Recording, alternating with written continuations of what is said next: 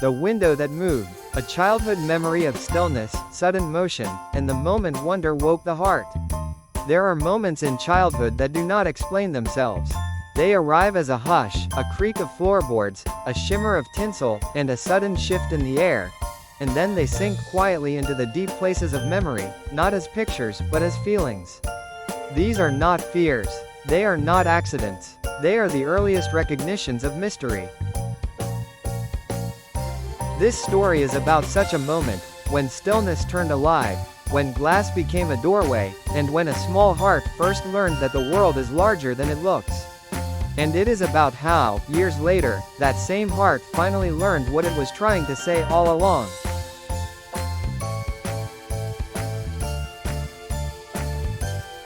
Before understanding, before words had learned to line up neatly, before logic had built its tidy fences, before the world became layered in reasons and rules, there existed a softer world.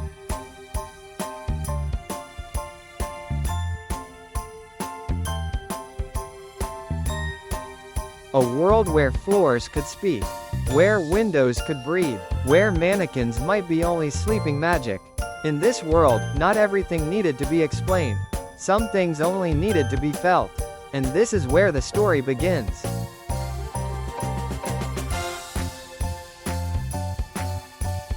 The floors of Woolworths were older than they looked. They sang softly when small shoes crossed them, each wooden plank releasing a patient creak, as if the building itself were breathing in time with the winter air. The world smelled of wool coats, peppermint candies, and the faint sharp sweetness of pine garlands hung carefully along the high walls. A little girl stood very still.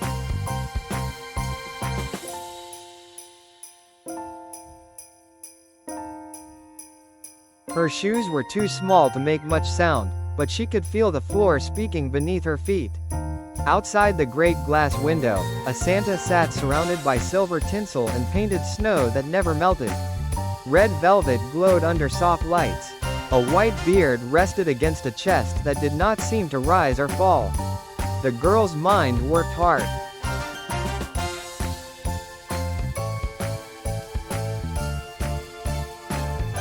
Was he wax? Was he cloth and wood? Was he a thing made not to breathe? Children take mysteries seriously.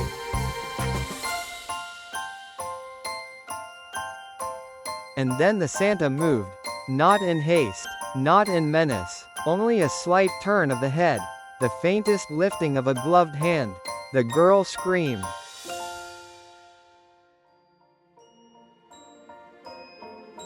She stepped closer. The floor whispered. Creak, pause, creak. There was no fear in her, only the great, trembling excitement of standing at the edge of something she could not yet understand. The world pressed inward, as if the shelves and counters leaned closer to watch with her.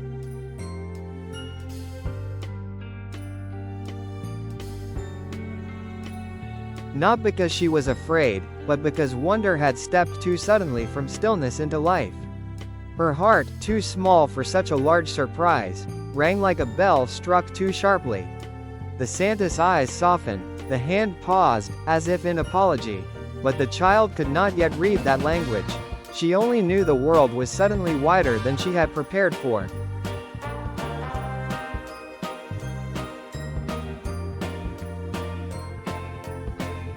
Years passed. The girl grew older.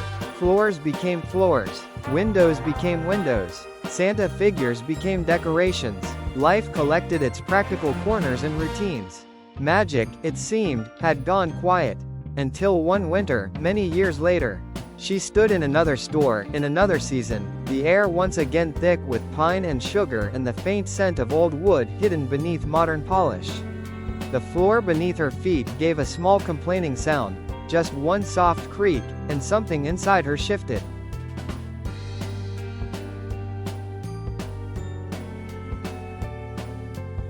Memory rose, not like a picture, but like a feeling.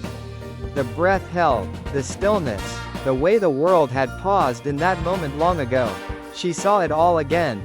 The window, the red velvet, the hand that lifted, and for the first time, she understood.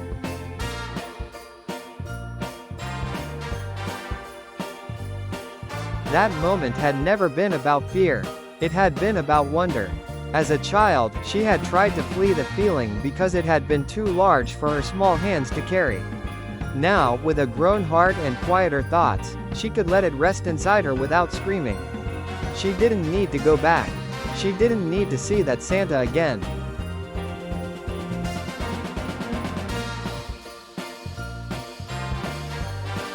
She only needed to understand what the little girl had been trying to say with that startled cry. Some things in the world are not meant to be proven. Some mysteries are meant to be felt. The floor creaked once more as she shifted her weight. She smiled, not at the reflection in the glass, but at the echo of the child she had once been. She did not escape the memory. She welcomed it. And walking away, she carried no fear with her, only the quiet knowledge that magic does not disappear. It simply learns to whisper. Years may pass, stores may change, windows may lose their frost, but somewhere, beneath the steps of ordinary life, wooden floors still remember how to speak. And somewhere inside her, the world still knows how to move.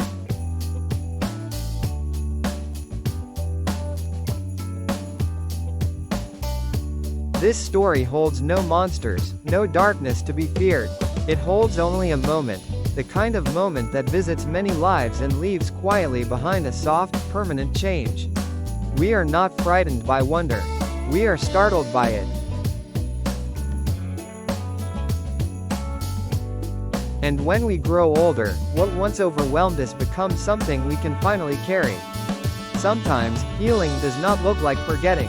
Sometimes, it looks like understanding.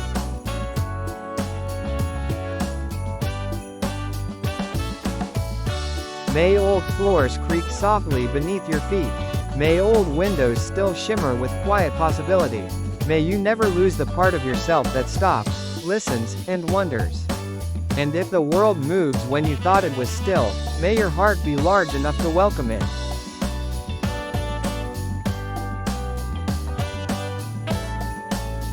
The little girl did not vanish. She simply grew. She learned not to scream when wonder moved, but to breathe instead. She learned that magic does not need to announce itself loudly. It lives in soft shifts, in reflections, in the hush before a thought. Somewhere inside her, that red velvet sleeve still lifted in greeting. Not to frighten, but to bless.